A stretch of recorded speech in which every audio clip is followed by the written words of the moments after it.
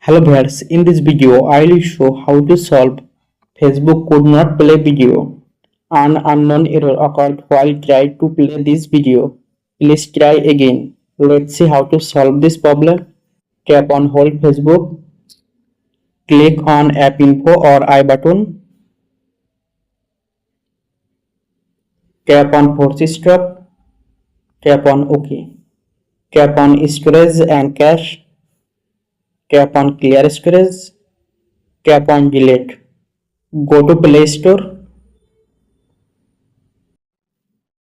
Click on search bar and search Facebook.